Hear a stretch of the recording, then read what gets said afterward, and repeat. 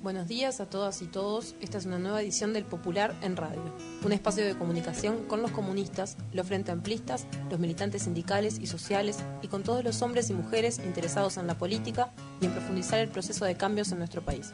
Agradecemos todos los mensajes recibidos por mail, por teléfono y personalmente.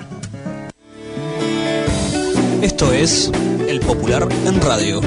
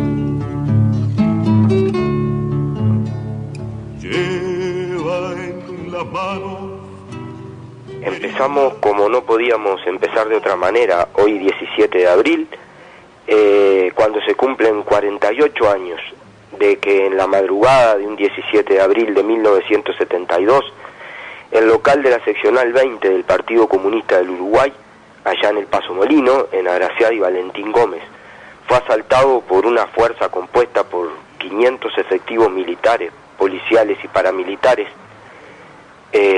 contra 8 obreros desarmados que fueron cobardemente asesinados en uno de los asesinatos políticos más terribles de la historia del Uruguay, por cómo fue ejecutado y por lo que pretendía, por las dos cosas.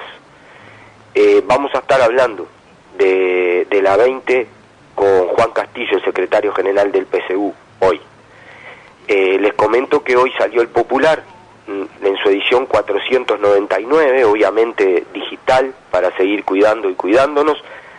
Es una edición especial de 30 páginas que se hizo por todo el equipo con un enorme esfuerzo. Tiene una separata de 5 páginas dedicada a la historia de la 20, con fotos históricas del Popular de 1972 y con una crónica que se publicó de la investigación más completa periodística que se ha publicado, que fue en 1987, y que la repetimos con algunas actualizaciones. Hay entrevistas a Óscar Andrade, a Ana Olivera, a Daniel Liberio del Zunca, a los compañeros de la FUNTEP y los maestros rurales, al Sindicato Médico del Uruguay. Hay una nota recomendable de Bruno Giometti y Pablo de Arrocha sobre las formas de financiamiento a las salidas de la crisis. Hay una nota sobre el ataque a la democracia y a la justicia de Manini. Está la conferencia de prensa del PICNT respondiéndole a la calle y la negativa a la cadena de televisión. Está el análisis de Trump, la propuesta del Papa Francisco sobre la renta universal, y en aportes hay un homenaje a Luis Eduardo Aute, muy completa. Le recomendamos, está disponible en WhatsApp, en el mail, en Facebook, para que la vean. Y ahora vamos a compartir con ustedes el editorial de hoy. Un pueblo que jamás se doblegará continúa exponiendo agudizadas las contradicciones de la sociedad en que vivimos, en el mundo y en Uruguay. En el mundo, Henry Kissinger, uno de los artífices del imperialismo y de la globalización neoliberal, escribe espantado en el muy distinguido The Wall Street Journal que podemos estar ante el ocaso del orden liberal del mundo y duda de la capacidad de Estados Unidos para continuar siendo la potencia hegemónica luego de esta crisis. Pide a los poderosos del mundo, casi les suplica, que tomen medidas para evitar tamaño cataclismo. Reclama autoridad. Donald Trump se erige casi en emperador, ordena a los gobernadores que levanten la cuarentena, le quita los fondos a la Organización Mundial de la Salud en medio de la pandemia global y quiere retomar las actividades cuando Estados Unidos es el país con más contagiados y más muertos del mundo. Impide que Cuba compre respiradores y amenaza a todos los países que quieran competir con Estados Unidos para comprarlos. Reivindica su autoridad. Bolsonaro, cuyo fanatismo absurdo tiene a Brasil como el país más afectado por la pandemia en América del Sur, despide a su ministro de Salud, que lo contradijo, viola el aislamiento social y ordena que hay que reactivar la economía. Ejerce su autoridad. En el medio de la pandemia, que hasta ahora ha mostrado más velocidad de expansión y ha sido la única que ha afectado y provocado una crisis sanitaria, económica y social simultáneamente en todo el mundo, se disparan los precios de los respiradores y las mascarillas. Importa el lucro, la vida es lo de menos. Estamos en una crisis, el COVID-19 la agravó. De las crisis se sale con una síntesis superadora o con un retroceso restaurador. Nada está escrito, pero nada es espontáneo, hay que construirlo. Tenemos la obligación de construir una organización social que supere el capitalismo y su versión neoliberal. Es una realidad objetiva, pero falta construir la subjetividad que incluye la organización que lo haga posible. En Uruguay, el presidente de la República, Luis Lacalle Pou, presiona para que la construcción retome las actividades y se mantengan prendidos los motores. Explica que todos y todas tenemos que pedalear sin quejarnos, para no tocar al maya oro, el capital, que será el que nos salve luego. Por eso, festeja que el ministro de Ganadería y Agricultura, Uriarte, expresidente de la Federación Rural, anuncie conmovido una ficticia donación espontánea del campo, cuando en realidad se trata de recursos del Instituto Nacional de Carnes y del Instituto Nacional de Investigación Agropecuaria y devoluciones fiscales, o sea, recursos que pagamos todos. Mantiene el tarifazo y el aumento del IVA a las compras con tarjetas porque ya se tomó la decisión.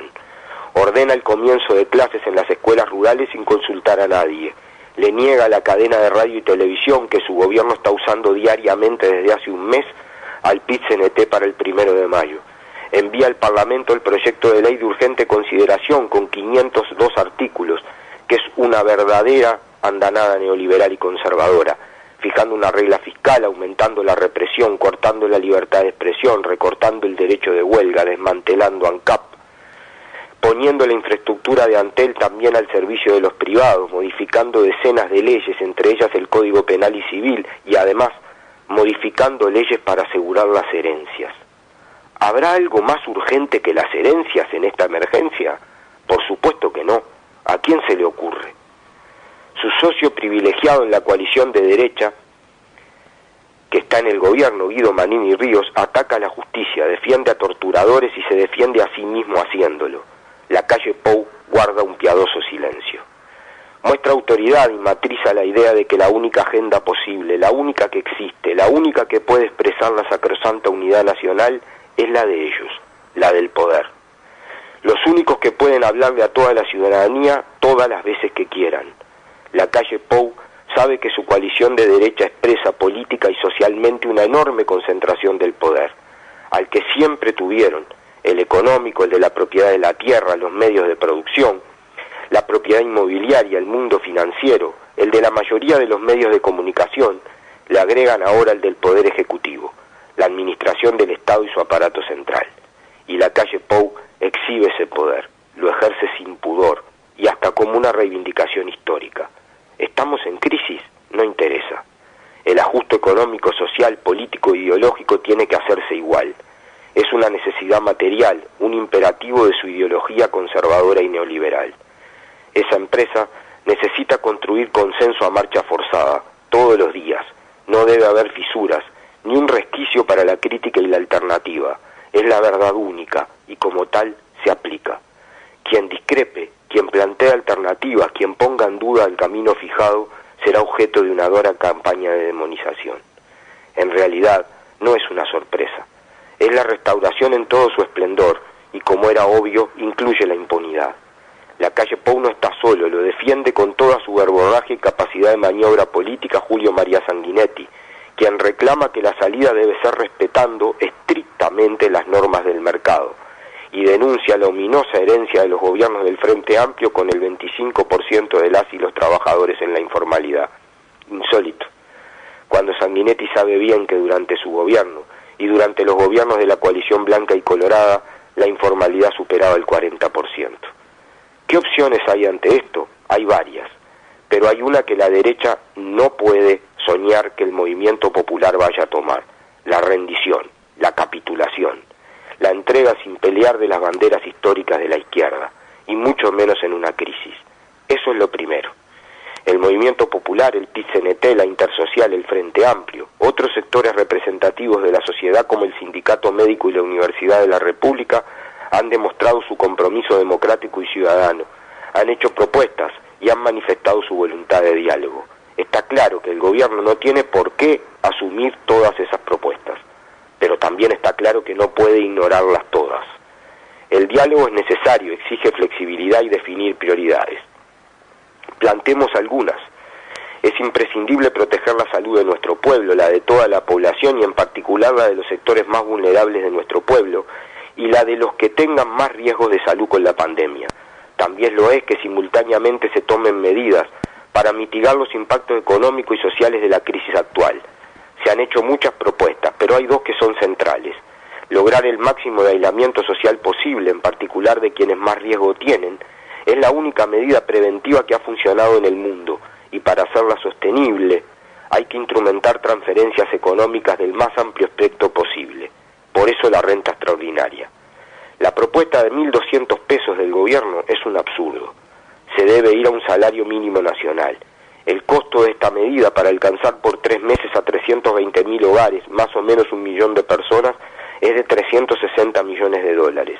140 millones menos de lo que se otorgaron, y está bien, para créditos para las pymes.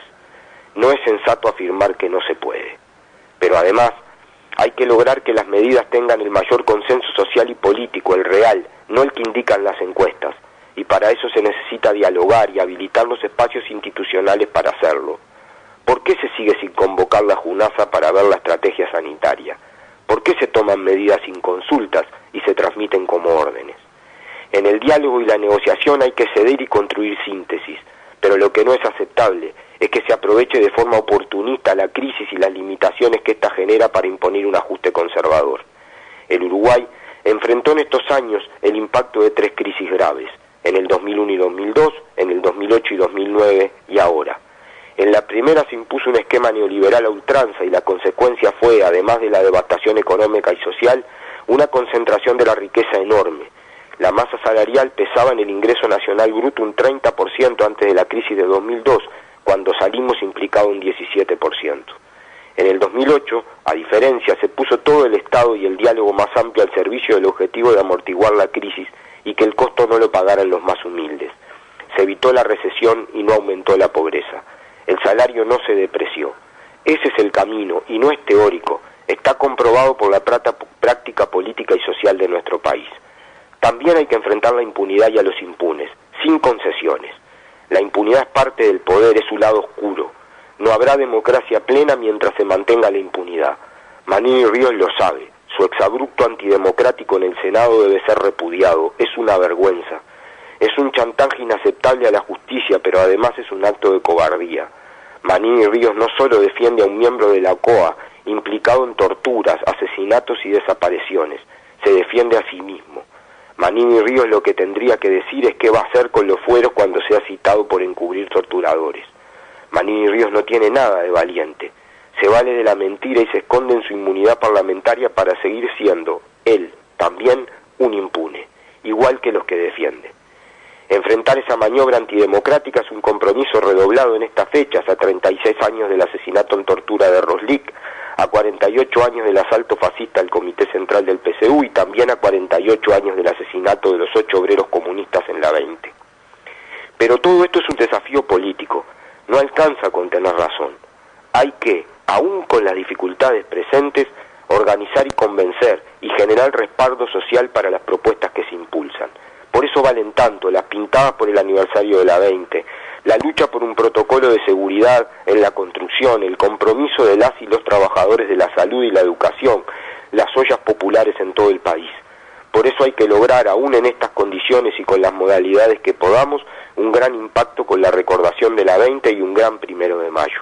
Hay que construir una táctica que evite que aíslen al movimiento popular e impongan su agenda neoliberal, que antes de la crisis era peligrosa y ahora sería un suicidio. Hay que levantar perspectiva y articular la más amplia unidad posible para impedir que esta crisis profundice la desigualdad. Ese es el objetivo democrático y transformador. Eso es lo que hay que militar. Esto es El Popular en Radio.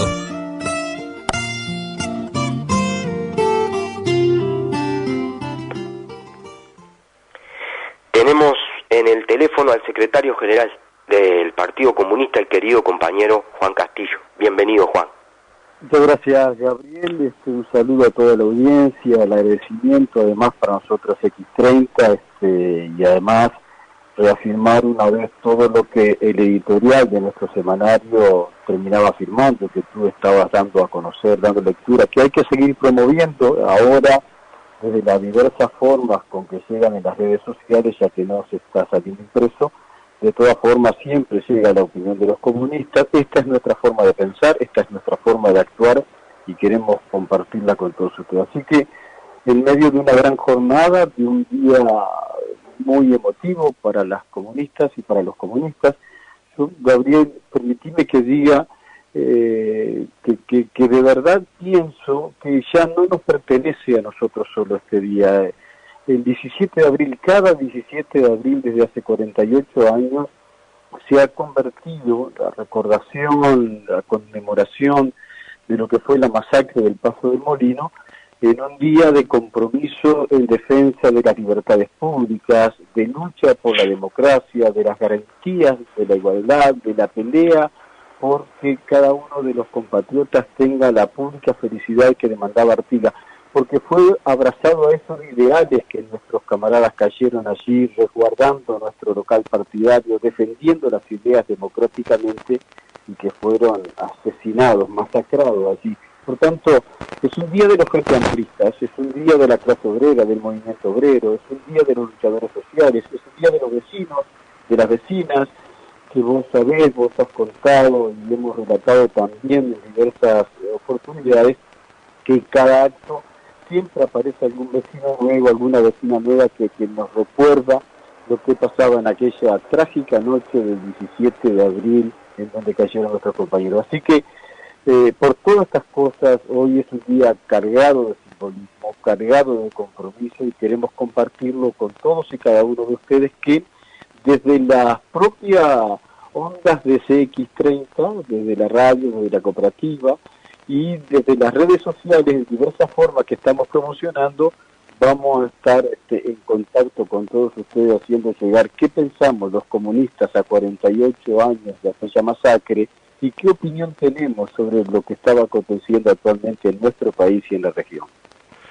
Sin duda, vamos a decirlo, Juan, lo vamos a reiterar al final, está en la tapa del Popular que hoy pueden ver, pero hoy 21 horas, por todas las redes sociales del PCU, es decir, por Facebook, por Instagram, por Twitter, se podrá ver el mensaje que se va a dar desde filmado en la 20, donde va a estar Óscar Andrade hablando en nombre del PCU, Florencia de Polsi en nombre de la UJC, y Grisel Garré, la querida compañera que es la secretaria del Partido Comunista en la 20 hoy, que van a estar hablando allí. Y hoy a las 21 horas las invitamos a todas y todos para que a través, vuelvo a reiterar, del Facebook, el Instagram y el Twitter del PCU puedan ver este mensaje que se va obligado por las circunstancias, lo tenemos que decir. Es muy importante lo que vos decías, Juan, de lo que significa la 20. Vos has recibido y has compartido en estas horas saludos de prácticamente todos los sectores frente amplistas, algunos muy emotivos además. En la nota de 5 páginas que preparamos con el equipo del Popular, hablábamos de que todos los años hubo recuerdo en la 20, aún en la dictadura. Pablo Siris recordaba hoy, nuestro compañero, el querido compañero Pablo Siris, que su abuela, Pablo tenía a su mamá y a su papá presos en la dictadura, y su abuela lo llevaba a él y a su hermana chica en el ómnibus, se pasaban, se bajaban en Sufriategui y volvían caminando para pasar adelante de la 20 los 17 de abril. Y la abuela en esas cuadras que después lo llevaba hasta Capurro a tomar el ómnibus, les iba contando todos los años lo que pasó en la 20. Así hicieron miles de compañeras y compañeros cuando arriesgabas mucho por pasar por ahí y poner una flor. Sin embargo, nunca faltó. Entonces, con más razón, a pesar de la pandemia, hoy había que hacer las cosas. ¿Y qué significa la 20 en este momento en que nada menos que en el Senado un senador reivindica el terrorismo de Estado, Juan? No, esto para nosotros más se parece una afrenta, es una provocación, de la misma forma que hay veces que resentimos en forma directa para nosotros y no tenemos pero en la lengua en salir al cruce. Esta vez a nosotros nos extraña que los propios integrantes de la coalición multicolor que se unieron, esos 5 partidos políticos que se unieron para para ganarle al Frente Amplio y desplazarlo del gobierno, no salgan a decir esta boca es mía con mayor firmeza, porque lo que hizo el senador Manini allí, en primer lugar, es un desconocimiento de los reglamentos de funcionamiento del Senado, cosa que sería grave que desconozca cómo es los mecanismos, y si lo hizo a sabiendas, conociendo de que no se pueden hacer elecciones de ese tipo en el Parlamento, entonces fue una provocación. Así que lo que hay que hacer es elegir qué fue ese tipo de intervención con una afrenta defendiendo a los violadores de derechos humanos.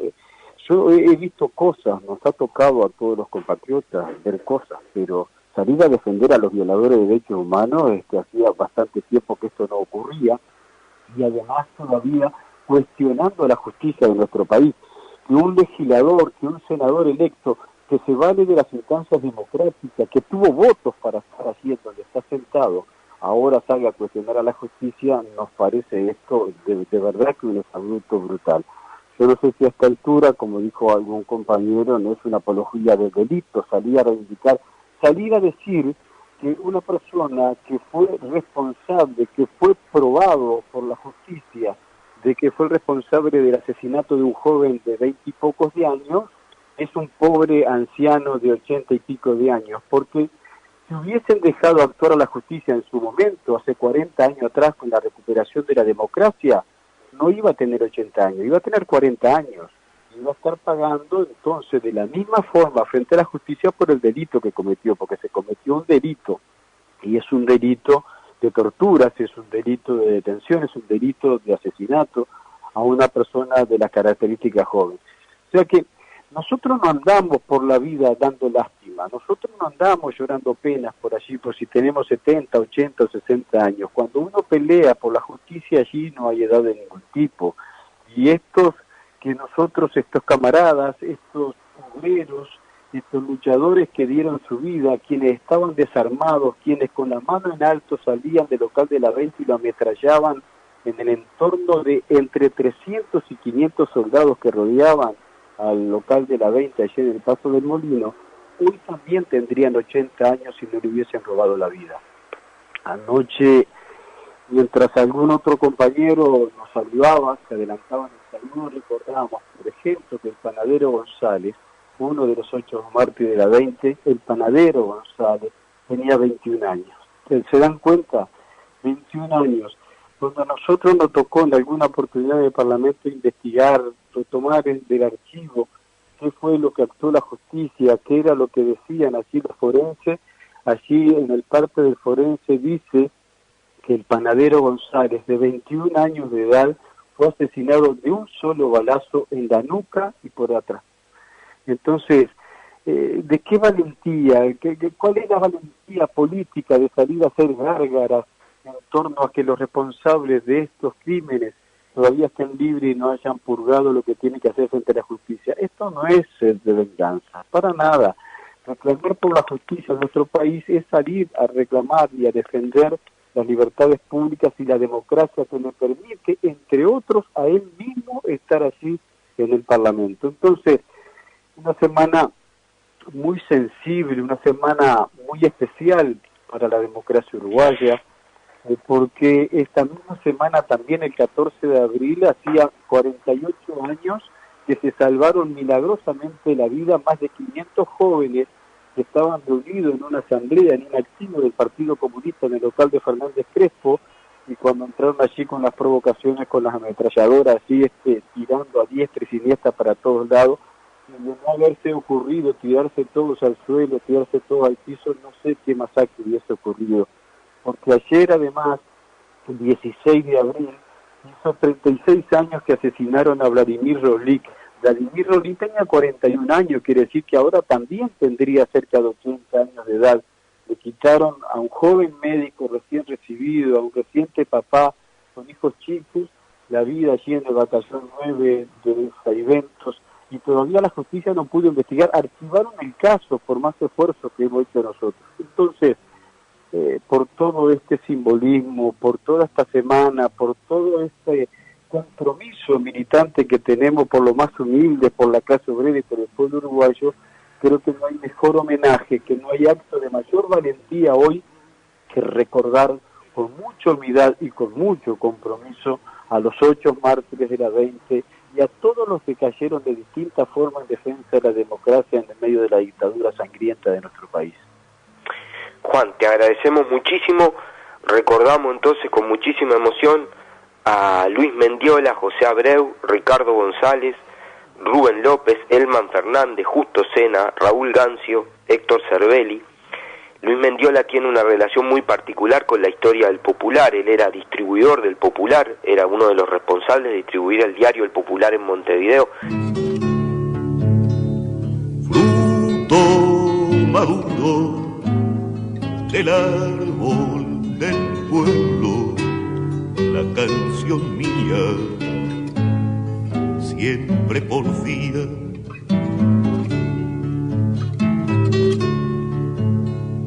Puede morir, pero quiere cantarle solo a la vida,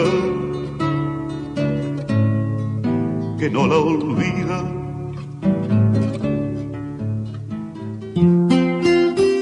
Esto es El Popular en Radio.